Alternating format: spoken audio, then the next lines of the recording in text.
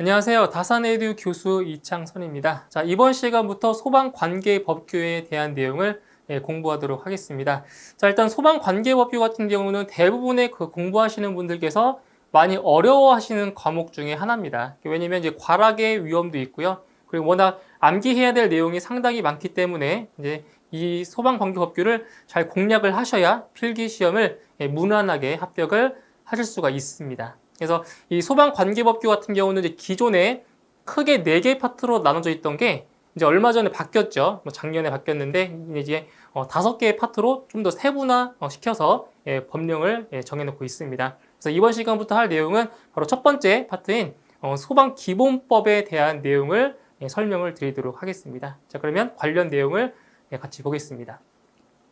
자, 첫 번째로 이제 소방기본법의 목적이 나옵니다. 이 목적 같은 경우도 시험에 간간히 출제가 되고 있는데 이 소방기본법의 목적, 자, 보시면 4가지 정도가 나와 있네요. 보세요.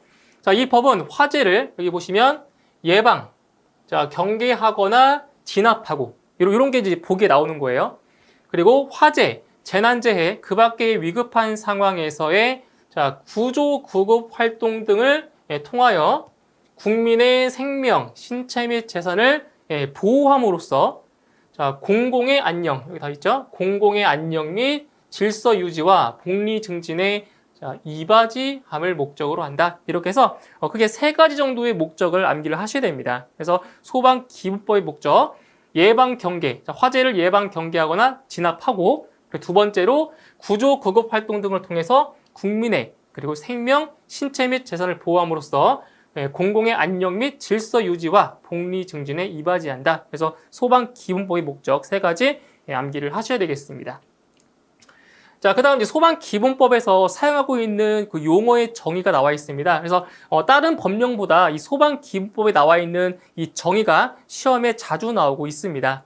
그래서 먼저 첫 번째, 이 소방 대상물 같은 경우는 소방 대상물에 어떠한 것들이 있는지를 암기를 하셔야 돼요.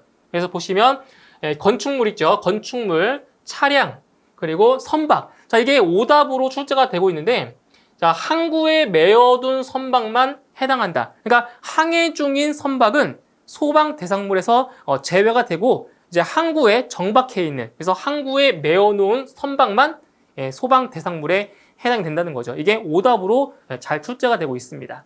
그리고 선박 건조 구조물, 산림, 그 밖에 인공 구조물 또는 물건 이런 것들을 소방 대상물로 정의를 하고 있습니다. 시험에 자주 나오는 거예요. 자, 그 다음에 관계 지역. 관계 지역이, 그러니까 여기 문제에서 이 해당하는 이 내용이 나오고 이게 어떠한 용어인지를 물어보는 문제가 출제가 되고 있어요. 그래서 관계 지역을 아셔야 돼요. 그래서 소방 대상물이 있는 장소 및 그 이웃 지역으로서 화재의 예방, 경계, 진압, 구조, 구급 등의 활동에 필요한 지역, 이러한 지역을 관계 지역이라고 합니다. 그래서 이 내용을 보고 이거는 관계 지역이다라는 것을 알고 계셔야 되는 거죠. 자, 그다음 세 번째로 관계인 나오죠. 이 관계인에는 크게 3가지로 이렇게 구분할 수가 있는데, 자, 첫 번째 소방 대상물의 소유자. 그러니까 소유자라고 하는 거는 그 건물의 주인을 말하는 거죠. 주인. 자, 그리고 관리자. 관리자 같은 경우는 그 건물을 관리하는 사람. 일종의 경비 같은 걸 말하는 거죠. 관리자. 그리고 3번째로 점유자. 점유자는 실제로 그 건물에 있는 사람들. 그러니까 실제로 이제 주인이 거기에 있을 수도 있고 아니면 그 건물을 빌려서 그 건물에 있는 사람도 있겠죠. 통틀어서 점유자라고 합니다. 그래서 관계인은 크게 3가지로 나눌 수 있어요. 소유자, 관리자, 점유자 이렇게 3개를 통틀어서 관계인이라고 합니다. 이건 이제 공부하시면서 많이 보실 수 있는 내용이죠. 자, 그 다음에 소방본부장입니다. 소방본부장 같은 경우는 시도에서 화재의 예방, 경계, 진압, 조사 및 구조, 구급 등의 업무를 담당하는 그 부서의 우두머리, 장을 이제 소방본부장이라고 하는 거죠. 자, 그리고 시험에 또 잘 나오는 게 있네요. 소방대. 자, 소방대의 구성이 어떻게 되어 있는지를 아셔야 돼요. 소방대는 화재를 진압하고 화재, 재난재해, 그 밖의 위급한 상황에서 구조, 구급 활동 등을 하기 위하여 자, 3가지 기억하셔야 됩니다. 소방공무원, 우리가 알고 있는 소방관을 말하는 거예요. 소방공무원, 그 다음 의무소방원, 그리고 의용 소방대원. 요 세 개로 구성이 되어 있습니다. 아시겠죠? 예, 소방대는 소방공무원, 의무소방원, 그리고 의용소방대원. 이렇게 세 개로 예, 구성되고 있다는 거 기억을 하셔야 됩니다.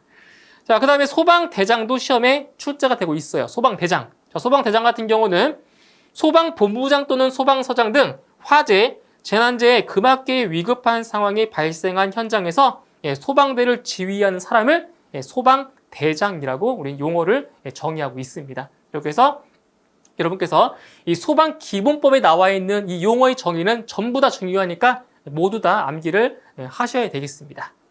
자, 그 다음 내용을 예, 보시겠습니다. 자, 그 다음에 자, 세 번째 내용을 보시면 이제 소방기관의 설치 등에 대한 사항이 나옵니다. 자, 첫 번째 내용을 보시면 자, 시도의 화재 예방, 경계, 진압 및 조사, 소방안전 교육, 홍보와 화재, 재난재해, 그 밖의 위급한 상황에서의 구조, 구급 등의 업무. 자, 이러한 업무를 무엇이라고 하냐? 바로 소방 업무라고 하는 겁니다. 이걸 통틀어서 소방 업무라고 해요. 그래서 소방 업무를 수행하는 소방기관의 설치에 필요한 사항은 자, 무엇으로 정한다? 이런 것도 기억하셔야죠. 대통령령으로 정한다. 그러니까 대통령령인지 아니면 행정안전부령인지 이 두 가지가 가장 많이 나오는 거예요. 그래서 대통령령과 그다음 행정안전부령 두 가지를 잘 구분을 하실 수가 있어야 됩니다. 그래서 소방 업무를 수행하는 소방기관의 설치에 필요한 사항은 무엇으로 정한다? 예, 대통령령으로 정한다라는 거죠. 자, 그 다음 소방 업무를 수행하는 소방본부장 또는 소방서장은 그 소재지를 관할하는 예, 시도지사의 지휘와 감독을 받는다라는 거고요. 그리고 이제 여기 네 번째 내용을 볼까요? 시도에서 소방 업무를 수행하기 위하여 자, 어디에? 시도지사 직속으로. 그러니까 암기하셔야 돼요. 시도지사 직속으로 무엇을 둔다? 예, 소방본부를 둔다. 이것도 이제 빈칸으로 나올 수가 있는 문제입니다. 시도지사 직속으로 소방본부를 둔다라는 내용 기억하시고요. 자, 그 다음 119 종합상황실의 설치와 운영에 대한 사항입니다. 119 종합상황실. 그러니까 이 종합상황실 같은 경우는 예, 재난 상황이 발생했을 때, 뭐 홍수나 뭐 지진이나 이렇게 큰 재난 상황이 발생했을 때 그때 이제 가동을 하는 거죠. 119 종합상황실. 그래서 먼저 소방청장, 소방본부장 및 소방서장은 화재, 재난재해, 그 밖의 구조, 구급이 필요한 상황이 발생하였을 때 신속한 소방활동을 위한 정보의 수집, 분석과 판단, 전파, 상황 관리, 현장 지휘 및 조정, 통제 등의 업무를 수행하기 위하여 119 종합상황실을 설치, 운영한다라는 겁니다. 그래서 이 119 종합상황실을 설치하고 운영하는 사람이 누구인지를 아시면 돼요. 바로 소방청장, 그리고 소방본부장, 소방서장이 되겠습니다. 자, 그리고 119 종합상황실의 설치, 운영에 필요한 사항은 자, 무엇으로 정한다? 여기 나와있죠? 행정안전부령으로 정한다. 그래서 대통령령과 행정안전부령 두 가지를 잘 구분하셔야 됩니다. 자, 그 다음 소방기술민원센터의 설치 운영에 대한 사항은 시험에 나온 적은 없지만 그래도 앞으로 나올 수 있는 가능성이 있기 때문에 한번 읽고 넘어가시면 되겠습니다. 시험에 나왔던 적은 없어요. 넘어갈게요. 자, 그 다음 여섯 번째. 자, 중요한 내용 나왔습니다. 소방박물관 등의 설립과 운영인데 여기서 소방박물관과 소방체험관 두 가지가 있습니다. 박물관과 체험관 두 가지를 잘 구분하셔야 되는데 먼저 소방박물관 같은 경우는 여기다 뭐 나와 있죠. 소방의 역사와 안전 문화를 발전시키고 국민의 안전 의식을 높이기 위하여 설립된 박물관. 박물관 같은 경우는 좀 국가적인 그러한 시설이라고 보시면 되고요. 이제 소방체험관 같은 경우는 화재 현장에서의 피난 등을 체험할 수 있는 체험관. 이런 거는 이제 학생이나 뭐 유아 같은 경우 소방을 체험할 수 있는 그러한 단체를 말하는 거죠. 그래서 이 소방박물관이 국가기관으로 따지면 소방체험관 같은 경우는 시도에 설치하는 그러한 작은 체험관을 말하는 겁니다. 그래서 여기서 기억하실 내용은 뭐냐? 소방박물관과 소방체험관을 설립, 운영하는 자가 누구인지를 아셔야 돼요. 그래서 소방박물관 같은 경우는 설립과 운영을 누가 하냐면 소방청장. 소방청장이 소방에서 가장 높은 사람인 거죠. 소방청장이 설립, 운영을 하고요. 근데 이제 소방체험관 같은 경우는 아까 말씀드렸듯이 시도에 체험 형식으로 설치한 거기 때문에 이런 경우는 시도지사가 설립, 운영한다라는 거. 이 두 가지를 비교를 하실 수가 있어야 됩니다. 그래서 이제 필요한 사항 같은 경우는 소방박물관은 행정안전부령으로 정하고요. 그리고 이제 소방 체험관 같은 경우는 시도의 조례로 정하고 있는 거죠. 그래서 잘 두 가지 잘 구분을 해주시고요. 소방박물관과 소방체험관의 뭐 정의까지는 암기 안 하셔도 됩니다. 이런 게 있다라는 것만 인지하시면 되고요. 자, 그다음 소방 업무에 관한 종합계획의 수립 시행에 대한 사항입니다. 자, 여기에서는 한 가지 정도만 좀 기억을 해주시면 될 것 같아요. 자, 첫 번째, 자 나와 있죠. 소방청장은 화재, 재난재해 그 밖의 위급한 상황으로부터 국민의 생명, 신체 및 재산을 보호하기 위하여 소방 업무에 관한 종합계획, 자 종합계획을 몇 년마다 5년마다 수립 시행하여야 하고 이에 필요한 재원을 확보하도록 노력해야 한다. 그래서 여기서 종합계획을 수립 시행하는 자가 누구다? 소방청장이라는 거 기억을 하시고요. 그리고 종합계획은 5년마다 수립한다는 거. 그래서 소방 관계법규에서 시험에 자주 나오는 것들이 뭐가 있냐면 이런 식으로 숫자 형태의 문제가 많이 출제가 되고 있어요. 왜냐면 이걸 오답으로 내기가 쉽거든요. 그래서 숫자로 되어 있는 이 값들은 반드시 좀 기억을 하셔야 되고 공부를 하시면서 이러한 숫자들은 조금 더 주의 깊게 보실 필요가 있습니다. 시험에 자주 나오는 것들이기 때문에. 자, 그리고 종합계획에는 다음의 사항이 포함되어야 한다. 이 내용 같은 경우도 시험에 나온 적은 없지만 그래도 나올 가능성은 있기 때문에 한 번씩 쭉 읽고 넘어가시면 되겠습니다. 나머지 내용들도 크게 중요한 내용은 아닌데 그래서 교재에 있으니까 한번 읽고 넘어가시면 되겠습니다. 자, 그다음 8번째 보시면 자, 시험에 자주 나오는 내용입니다. 소방의 날 제정과 운영 등에 대한 사항인데 자, 먼저 국민의 안전 의식과 화재에 대한 경각심을 높이고 안전 문화를 정착시키기 위하여 저기 나와 있네요. 매년 11월 9일을 소방의 날로 정하여 기념 행사를 한다. 그러니까 소방의 날이 언제인지 아셔야 돼요. 우리 소방서 전화번호가 몇 번이죠? 119죠. 그 119를 착안해서 날짜를 잡은 거예요. 119 맞죠? 11월 9일이 바로 소방의 날로 정하고 기념 행사를 하고 있는 겁니다. 자, 그리고 소방의 날 행사에 관하여 필요한 사항은 소방청장 또는 시도지사가 따로 정하여 시행할 수가 있고요. 그 다음에 요 세 번째 내용도 중요해요. 자, 소방청장. 자, 누가 한다고? 소방청장은 다음에 해당하는 사람을 자, 명예직 소방대원으로 위촉할 수 있다. 자, 누가 위촉한다고요?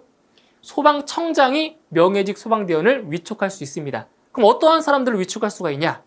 첫 번째, 의사상자로서 다음에 해당하는 사람. 자, 여기 기억, 니은 두 가지 내용이 있는데 이 내용도 시험에 나온 적은 없어요. 그래서 의사상자로서 다음에 해당하는 사람들 명예직 소방대원으로 위촉할 수 있고요. 자, 시험에 나왔던 건 이겁니다.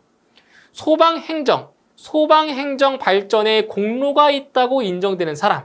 여기 시험에 나온 적이 있죠. 보기로. 그래서 명예직 소방대원으로 위촉할 수 있는 사람은 소방행정 발전에 공로가 있다고 인정되는 사람. 이걸 기억하셔야 됩니다. 이거. 자, 이 정도 아시면 되고요.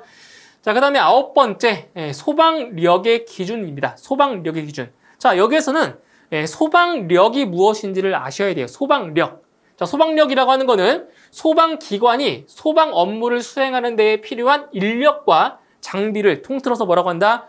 소방력이라고 합니다. 소방력. 아시겠죠? 그래서 소방 업무를 수행하는 데에 필요한 인력과 장비 등 이러한 것들을 소방력이라고 하고요. 이 소방력에 관한 기준은 무엇으로 정한다? 그렇죠? 행정안전부령으로 정한다. 이것도 기억하셔야 됩니다. 소방력의 기준은 무엇으로 정한다? 행정안전부령으로 정한다. 자, 그리고 시도지사는 소방력의 기준에 따라 관할 구역의 소방력을 확충하기 위하여 필요한 계획을 수립하여 시행하여야 한다. 이러한 내용들이 있습니다. 자, 여기서는 소방력의 정의와 그리고 행정안전부령 이 두 가지를 기억을 하시면 되겠습니다. 자, 그 다음 10번째 소방장비 등에 대한 국고보조입니다. 자, 이건 뭐냐? 자, 국가는 소방장비의 구입 등 시도의 소방 업무에 필요한 경비의 일부를 뭐한다? 보조해 준다는 거죠. 그러니까 시도에서 필요한 그 소방장비의 구입에 따른 그러한 경비들을 국가에서 보조를 한다는 내용입니다. 그때 자, 보조 대상 사업의 범위와 기준 보조율은 자, 무엇으로 정한다? 대통령령으로 정한다. 이런 것들이 시험에 나온다고요. 그래서 보조 대상 사업의 범위와 기준 보조율은 대통령령으로 정한다. 이런 것들을 기억을 하셔야 됩니다. 자, 다음 이제 11번째 내용입니다. 자, 여기도 시험에 자주 나오고 있는 부분이죠. 자, 소방 용수 시설의 설치 및 관리 등에 대한 사항인데, 자, 먼저 자, 시도지사입니다. 이거 기억하셔야 돼요. 시도지사. 자, 시도지사는 소방 활동에 필요한 소화전, 급수탑, 저수조 이 세 개를 통틀어서 뭐라고 한다? 소방 용수 시설이라고 합니다. 이것도 기억하셔야 돼요. 소방 용수 시설에 해당하지 않는 것은 이렇게 문제가 나온다고요. 그래서 소방 용수 시설에 해당하는 것은 소화전, 급수탑, 그리고 저수조. 이 세 가지예요. 이 세 가지 꼭 기억하셔야 됩니다. 자, 시도지사는 소방 용수 시설을 설치하고 유지 관리하여야 한다. 그럼 시험에 어떻게 나오겠어요? 소방 용수 시설을 설치하고 유지 관리하는 자가 누구냐? 이렇게 나온다고요. 누구라고요? 시도지사라고요. 이런 걸 기억하셔야 돼요. 자, 다만 수도법 제45조에 따라 소화전을 설치하는 일반 수도 사업자는 관할 소방서장과 사전 협의를 거친 후 소화전을 설치하여야 하며 설치 사실을 관할 소방서장에게 통지하고 그 소화전을 유지 관리하여야 한다. 그러니까 수도법에 따른 일반 수도 사업자는 시도지사가 하지 않는다는 얘기예요. 그죠? 자, 그 다음에 여기 보시죠. 시도지사는 소방자동차의 진입이 곤란한 지역 등 화재 발생 시에 초기 대응이 필요한 지역으로서 대통령령으로 정하는 지역의 소방 호스 또는 호스릴 등을 소방 용수 시설에 연결하여 화재를 진압하는 시설이나 장치, 이걸 뭐라고 한다? 비상 소화 장치라고 하는 거죠. 비상 소화 장치. 그러니까 소방 용수 시설에 연결해서 화재를 진압하는 시설이나 장비를 바로 비상 소화 장치라고 합니다. 그래서 설치하고 유지 관리할 수 있다. 이것도 마찬가지로 시도지사가 한다는 거죠. 시도지사. 자, 그리고 소방 용수 시설과 비상 소화 장치의 설치 기준은 무엇으로 정한다? 그렇죠? 행정안전부령으로 정한다. 이거는 행정안전부령이 되겠습니다. 자, 그 다음 12번째. 소방 업무의 응원입니다. 자, 응원은, 자, 으쌰으쌰 이 응원이 아니에요. 응원은 이제 동등한 기관에서 이제 소방 업무를 이제 도움을 받는 거죠. 동등한 기관에서. 그 응원이라고 하는 거는 서로 도와주는 겁니다. 보조해주는 역할을 해주는 그런 것을 말하는데, 자, 소방본부장이나 소방서장은, 자, 이게 중요합니다. 소방본부장이나 소방서장. 자, 이러한 그 사람들이 중요한 거예요. 자, 소방 활동을 할 때 긴급한 경우에는, 자, 이웃한 소방본부장 또는 소방서장에게 소방 업무의 응원을 요청할 수 있다. 자, 소방 업무의 응원 요청 누가 한다고요? 소방본부장이나 소방서장이 소방 업무의 응원을 요청할 수 있는 자가 되는 거죠. 자, 그 다음에 소방 업무의 응원 요청을 받은 소방본부장 또는 소방서장은 정당한 사유 없이 그 요청을 거절하여서는 안 된다. 그리고 소방 업무의 응원을 위하여 파견된 소방대원은 응원을 요청한 소방본부장 또는 소방서장의 지휘에 따라야 한다. 이런 것들은 이제 보기로 나올 수가 있어요. 충분히 이런 문구들이. 그래서 이런 내용들, 그러니까 중요한 거는 이겁니다. 소방본부장이나 소방서장이 바로 뭐 할 수 있다? 소방 업무의 응원을 요청할 수 있는 자가 된다라는 거. 이거를 암기하시면 되겠습니다. 자, 그 다음 13번째. 자, 13번째 같은 경우는 소방력의 동원인데, 자, 여기는 이제 크게 중요한 내용은 아니에요. 이것도 한번 읽고 자, 넘어가시면 되는 내용입니다. 한번 읽어보세요. 자, 그 다음에 14번째. 소방활동입니다. 자, 이것도 마찬가지로 소방청장, 그리고 소방본부장 또는 소방서장. 자, 이러한 사람들을 기억하셔야 돼요. 소방청장, 소방본부장 또는 소방서장은 자, 화재, 재난재해, 그 밖의 위급한 상황이 발생하였을 때에는 소방대를 현장에 신속하게 출동시켜 화재 진압과 인명 구조, 구급 등 소방에 필요한 활동. 자, 이러한 활동을 뭐라고 한다? 이러한 활동을 소방 활동이라고 합니다. 소방 활동. 그래서 소방청장, 소방본부장 또는 소방서장은 이 소방 활동을 하게 하여야 한다. 그래서 소방 활동을 하게 하는 사람이 누구다? 바로 소방청장과 소방본부장 또는 소방서장이 되겠습니다. 이러한 사람들을 기억하셔야 된다는 거예요. 자, 그 다음 내용을 보시죠. 자, 그 다음에 자, 여기 보시면 이제 생활 지원 활동이라고 하는데 이 소방 공무원, 소방관 같은 경우는 꼭 불을 끄거나 뭐 사람을 구조하는 일만 하는 것이 아니라 이런 일도 한다는 거예요. 뭐 산불에 대한 예방 진압 등 지원 활동, 그죠? 뭐 보시면 여기 나와 있죠. 집회, 공연 등 각종 행사 시 사고에 대비한 근접 대기. 그러니까 경찰도 하지만 이렇게 소방관들도 한다는 거죠. 이게 바로 생활 지원 활동입니다. 꼭 불을 끄는 일만 하는 것이 아니라 이렇게 생활 지원 활동까지도 같이 수행한다라는 것, 그런 내용을 좀 기억을 하시면 되고요. 자, 이거 똑같습니다. 생활 안전 활동도 같아요. 꼭 불을 끄는 업무만 하는 것이 아니라 여기 보시면 뭐 위해 동물, 벌 등의 포획 및 퇴치 활동. 그러니까 뭐지, 이게 벌집이 있다. 벌집이 있을 때 그 벌집을 퇴거할 때도 소방관으로 부르죠. 다 해줘야 되는 거예요. 그러니까 이거를 요청을 했는데 해주지 않으면 이거는 법에 위반되는 겁니다. 다 해줘야 되는 거예요. 뭐 뱀이 나타났다. 뭐 뱀을 물려쳐 달라. 다 연락할 수 있다는 거죠. 그래서 꼭 화재가 발생하지 않더라도 이렇게 생활 안전 활동을 소방관들이 다 할 수 있다는 겁니다. 뭐 예를 들어서 단전 사고 시에 비상 전원 또는 조명의 공급, 이런 것들도 다 소방관들이 할 수 있는 업무가 된다는 거죠. 자, 그 다음에 소방 자동차의 보험 가입 등에 대한 사항인데, 자, 시도지사는 소방 자동차의 공무상 운행 중 교통사고가 발생한 경우 그 운전자의 법률상 분쟁에 소요되는 비용을 지원할 수 있는 보험에 가입을 해야 되고요. 국가는 보험 가입 비용의 일부를 뭐 할 수 있다? 지원할 수 있다는 거죠. 이런 것도 시험에 충분히 나올 수가 있는 그러한 문구들입니다.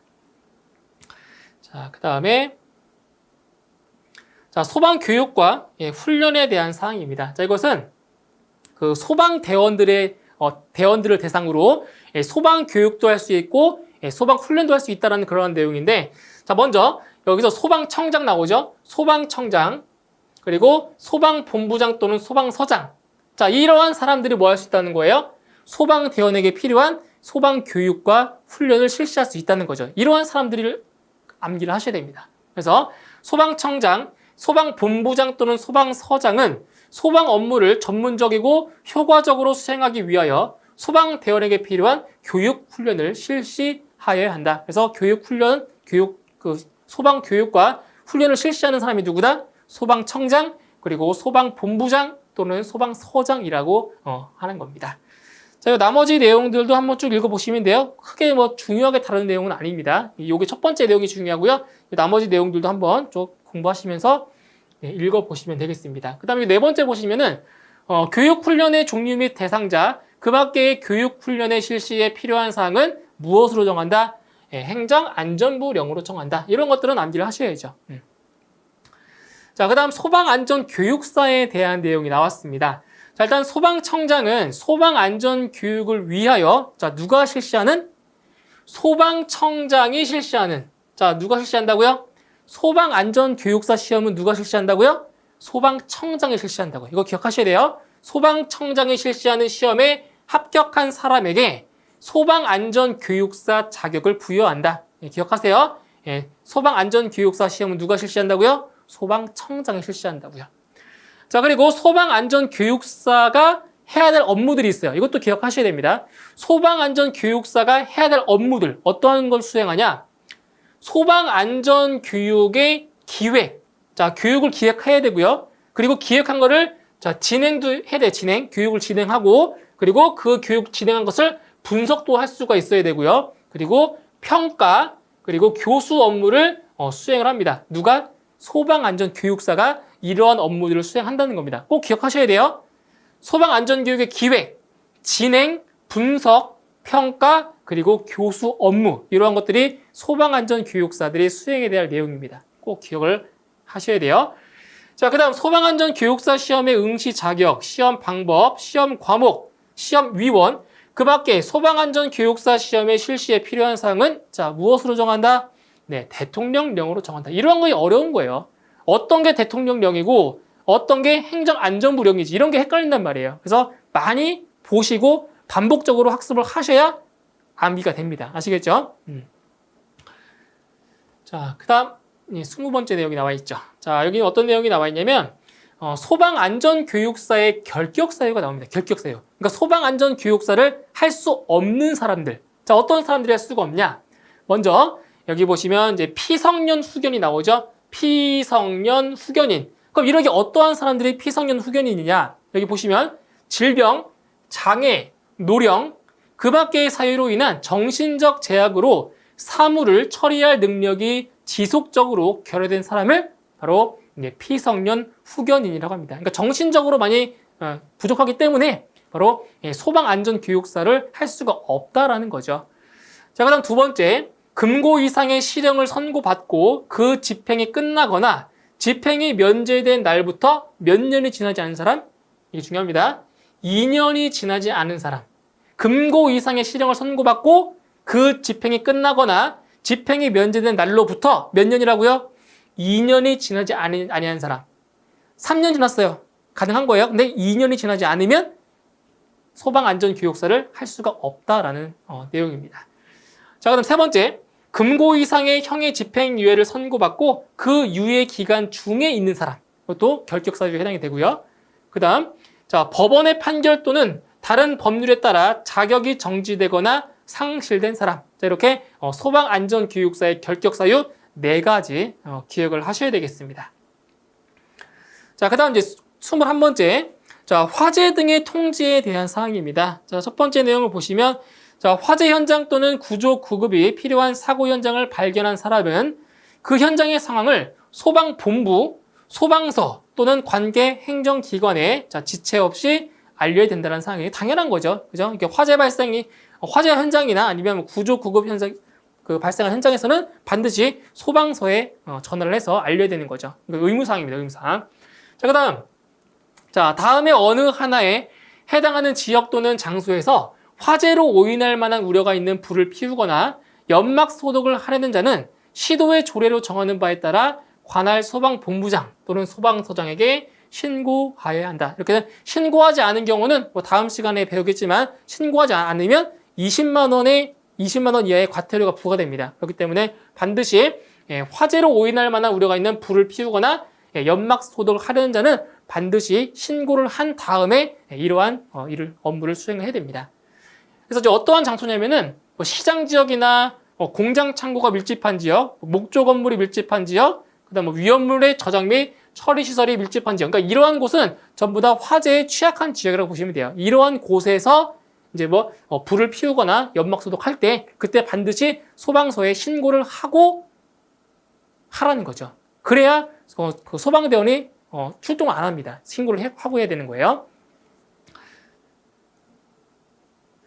자, 그 다음에, 자, 관계인의 소방 활동에 대한 사항이 나옵니다. 관계인. 자, 아까 관계인 말씀드렸죠. 관계인이 누구라고요? 소유자, 그리고 관리자, 점유자. 이것이 관계인이었죠. 그 관계인들이 의무적으로 해야 될 소방 활동들이 있습니다. 자, 무엇이냐?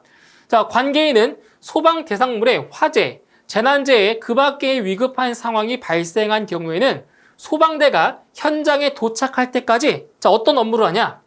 경보를 울리거나, 자, 첫 번째 업무예요. 경보를 울리거나, 자, 대피를 유도하는 등의 방법으로 사람을 구출하는 조치, 또는 불을 끄거나 불이 번지지 아니하도록 하는 필요한 조치를 해야 된다. 그래서 소방대가 도착하기 전에 그 건물에 관계인들이 해야 될 소방 업무들이 있는 거죠. 그래서 경보를 울리거나 사람을 구출하는 조치를 하거나 아니면 불을 끄거나 불이 번지지 않도록 필요한 조치를 의무적으로 해야 된다는 거죠. 그런 사항들이 있습니다. 자, 그 다음에 자체 소방대의 설치 운영에 대한 사항도 한번 쭉 읽어보시면 돼요. 시험에 나온 적은 없지만 앞으로 나올 수 있으니까 한번 쭉 읽어보시고요.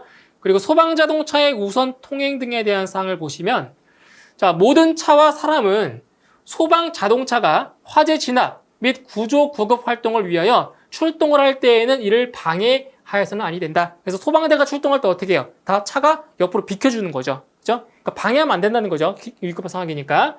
그래서 소방자동차가 화재 진압 및 구조 구급 활동을 위하여 출동하거나 훈련을 위하여 필요할 때에는 뭐 할 수가 있다? 네, 사이렌을 사용할 수가 있어요. 자, 그런데 이게 사이렌을 사용하지 않을 때가 있어요. 자, 언제 하지 않냐? 자, 화재를 진압하거나 화재를 진압하고 이제 소방대로 다시 복귀할 때는 사이렌을 울리면 안 돼요. 아시겠죠? 화재 진압을 하러 갈 때는 사이렌을 울릴 수 있지만 화재 진압을 한 후에 복귀할 때는 사이렌을 울리면 안 돼요. 법적으로 안 되게 되어 있는 거예요. 그럼 이런 게 시험에 나온단 말이에요.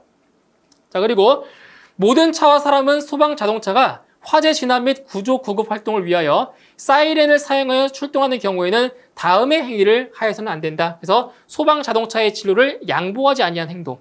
그러니까 반드시 비켜줘야 되는 거죠. 양보해줘야 돼요. 소방 자동차 앞에 끼어들거나 소방 자동차를 가로막는 행위. 그리고 그 밖에 소방자동차의 출동에 지장을 주는 행위는 절대로 해서는 안 됩니다. 이러한 경우는 벌금을 물게 됩니다. 벌금이 부과돼요. 다음 3번, 요 세 번째 내용이죠. 3번의 경우를 제외하고 소방자동차의 우선 통행에 관하여는 어디서 정한다? 네, 도로교통법에서 따로 정한다라는 거죠. 이것도 기억을 하셔야 되겠습니다. 자, 그래서 이번 시간에는 여기까지 설명을 드리고요. 이제 다음 시간에 나머지 소방기본법에 대해서 설명을 더 드리도록 하겠습니다. 수고하셨습니다.